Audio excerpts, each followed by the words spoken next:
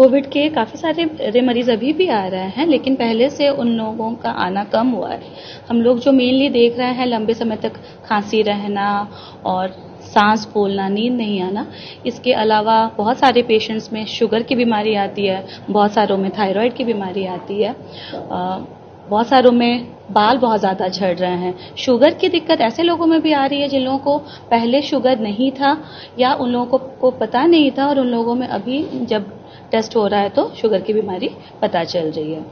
Ma'am, sugar की बीमारी, अगर शुगर और बीपी की ज़्यादा बीमारी बढ़ जाती है तो किस तरह की समस्या देखने को मिलती है?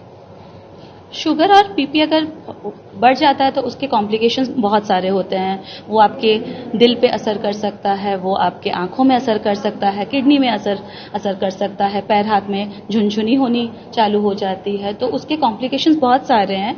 इसीलिए शुगर की जल्द से जल्द जांच करना और उसका इलाज करना बहुत ही ज़्यादा ज़रूरी है। मैम, शुगर और बीपी अक्सर बुजुर्गों में या बढ़ती उम्र में देखने को मिलता था। क्या अभी ऐसे युवा आ रहे हैं 30 के 35 के जिनमें इस तरह के शुगर और बीपी की समस्या? हाँ, कुछ पेशेंट्स ऐसे भी हैं, लेकिन एक है कि हम लोगों का लाइफस्टाइल भी आजकल इतना सीडेंट्री, मतलब ज़्यादातर काम बैठे बैठे होता है। हम लोगों का खान पान बहुत ज़्यादा जंक फूड हम लोग ज़्यादा खाते हैं, इस तरह का हो रहा है। इसलिए नॉर्मली भी शुगर आजकल यंग 30 के ऊपर कॉमनली देखने को मिल रहा है। और जो कोविड के पेशेंट्स हैं उनमें भी काफ़ी यंग लोगों में भी हम लोगों को देखने को मिल रहा है।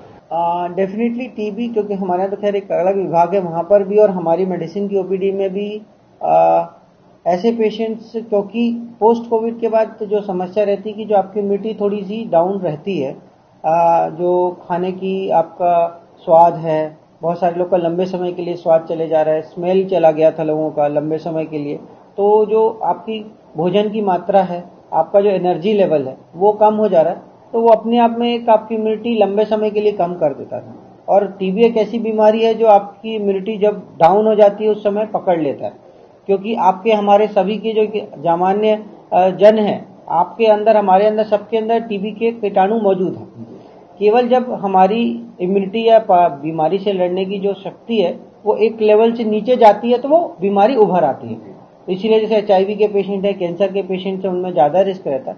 वैसे ही कोविड में जिनकी इम्यूनिटी बहुत ज़्यादा कम हो गई, या तो कुछ दवाइयों के कारण या बीमारी के कारण है, या लंग्स में डैमेज ज़्यादा मात्रा में हो, उनमें रिस्क बढ़ा है। इसीलिए थोड़े केसेस टीबी के भी बढ़ रहे हैं।